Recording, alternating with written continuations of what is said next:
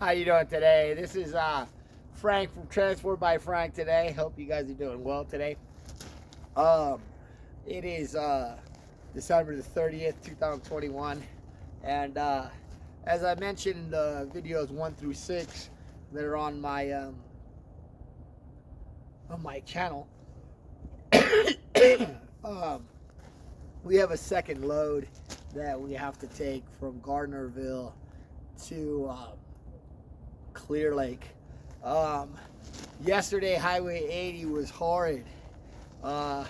We left Clear Lake area around 11 o'clock and then went to Wilson, California off of Highway 5.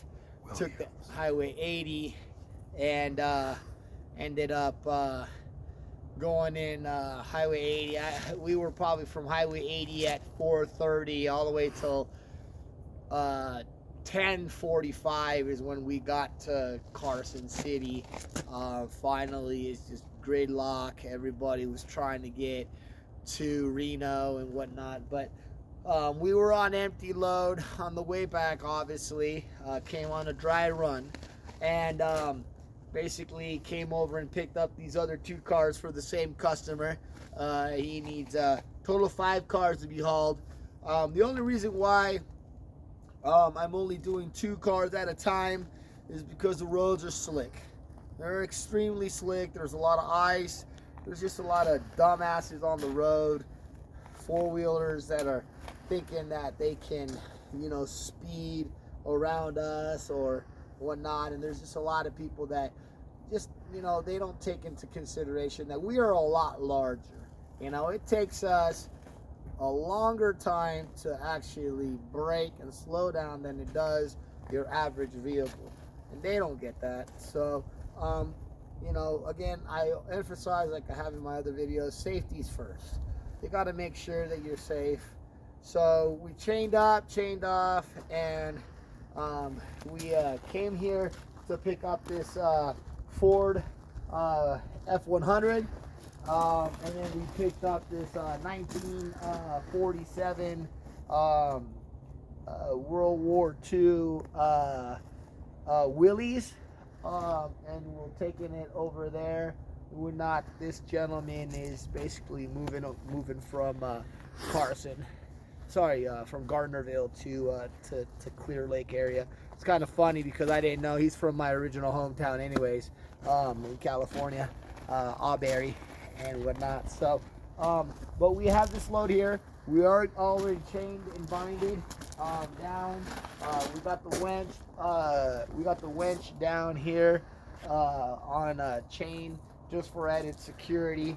And for all you out there that are trying to get into hotshotting, I want to emphasize something for the new people. I know it's a little bit out of line of what I'm doing here, but I want to emphasize something so that you guys understand the severity of what the DOT is doing, and also the new FMSR regulations that are now taking effect in 2022. All hot shotters moving forward from February 7th, 2022, moving forward, non-CDLers will require a CDL license. They will require a CDL license, and the reason why they will require a CDL license is because a lot of these non-CDL drivers have basically ruined it for the industry. They have ruined it for the industry. Reason being is because they don't take into consideration. They get stopped by a DOT inspector. They violate them, and the DOT is basically the DOT inspectors are getting tired of it because they basically have to give you a ticket. They got to educate you on how to do your tie downs, how to do your pre-inspections, how to do your in-trip inspections, and how to do your post-inspections. And needless to say, your lengths of what you need to be at, so that you don't go over your length, and I'll explain that in a minute. There is a length restriction on hotshotting, and there's a weight restriction for hotshotting. Non-CDLers, you guys have until February 7th of 2022 to be 26,000 pounds or less. That's truck and trailer and load. Okay, truck, trailer, and load. So combined, all weight. I mean, all weight. So when you're at the weigh station, that final number has to be lower than 26,000 pounds. If not, if it's 26,010 pounds, you need a CDL. And they're gonna start violating. They're gonna start putting people out of service, and it's gonna get ugly. It's gonna get ugly. I'm gonna start talking also about its definition. When I talk about definition, you got to keep in mind that the DOT inspectors are all about definition. One is may, that means you may do it, or must, it means you have to do it. There's no if, ands, or buts. So when you see the word must, it's a mandatory. So in your head you should say must, oh, mandatory. May is I have the option. That's how I take that definition. So I'm going to explain something in regards to length. 65 feet length, truck, trailer. Okay? The truck and the trailer cannot over exceed 65 feet in length, from bumper to the tail end ass of that bumper, of that trailer. Now, what is a truck? Let's come back over here and I'll explain to you what a truck is. If you have a cab, like such, this is a box, it's a truck, this is considered a truck. I cannot be 65 feet in length from my front bumper all the way to the tail end ass of my trailer. So I can't over exceed it. Now, if I am going to go ahead and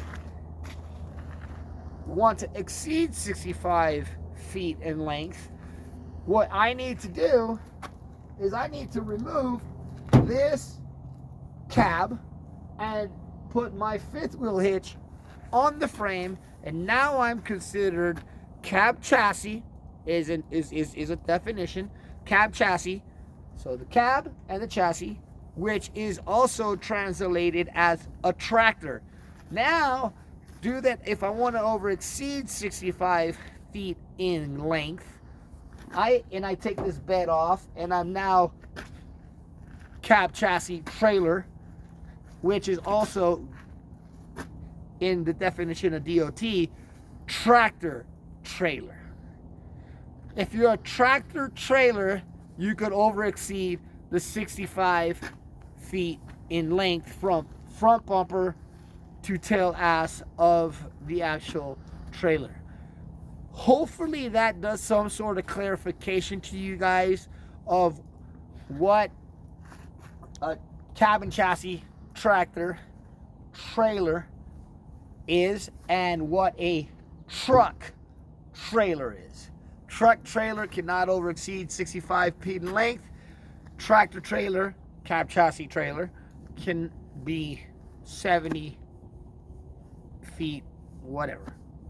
So normally I haven't seen a trailer that long, but you know where I'm getting at.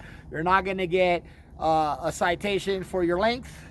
And another thing I want to mention is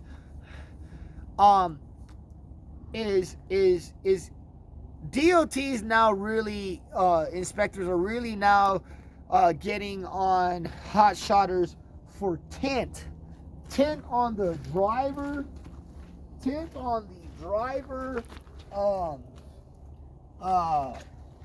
windows, on the front windows, technically are illegal regardless of what type of percentage you have. It could be, you can make up anything you want, but they say that it cannot be 70% of visibility.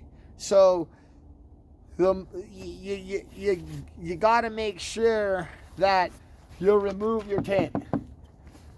Can't have tint. If you don't want a DOT inspector to go ahead and cite you for tint, which is a fix-it ticket, and let's say you're in Omaha, Nebraska, and they're going to tell you that you got to go show up for a fix-it ticket, it's ridiculous. Just how I see it is this: if you got your truck looking how it should, and your visual is not throwing red flags, there's no reason why a DOT inspector obviously will go ahead and cite you, or pull you over and ask you for documentation. So that's the mentality you want to have. You want to have the mentality of being able to have a good appearance so that there's no reason for stop. And then also, keep it under the speed limit accordingly to whatever state you are in. California requires you to drive 55 miles an hour if you have 3 axles or more. And in Nevada, you could go 70, 80 miles, whatever's posted so there's no restriction. So, and there's other states also that, allow that as well, as you could look up, by city ordinance and county ordinance and highway ordinance and so forth. But I wanted to stress that in this video. I know I kind of went a little bit out of what we were doing here, but I wanted to stress that out to you guys so you guys have a bigger you guys have a better understanding of what is coming and what is expected. So, for all those now,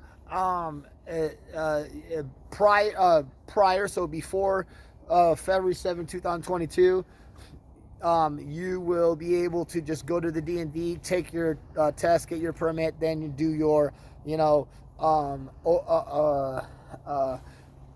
the wheel training test and everything.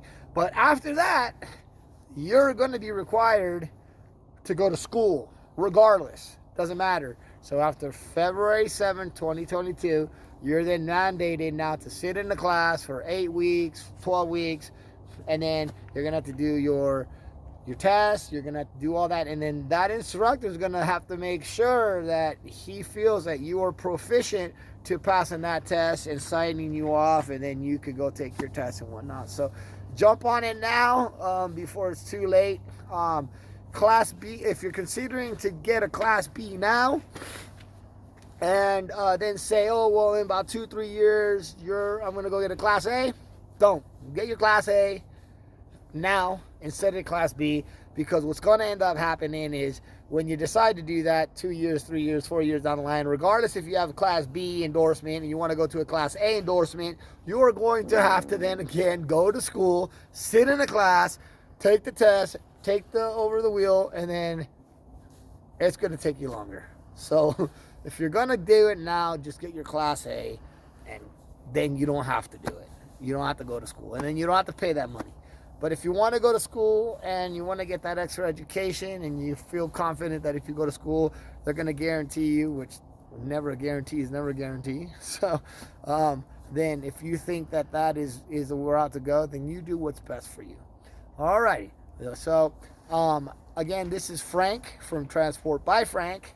You can reach me if you have any questions, or if you guys need a haul, 48 State Haul. Send me an email at frank@transportbyfrank.com if you need some assistance in hauling vehicles and whatnot. Just give me a shout, put a phone number, say you found me on my channel, and I will respond to the email or call you. Again, Transport by Frank. My email is frank, FRANK, @transportbyfrank.com. Thank you for listening. Thank you for your time. Thank you for your subscriptions. Please do subscribe to the channels so that anybody that is trying to get into this business or wants to know more about the business and just wants to see these videos and share them with others, you're able to subscribe. Thank you for your time. Take care. Have a good day.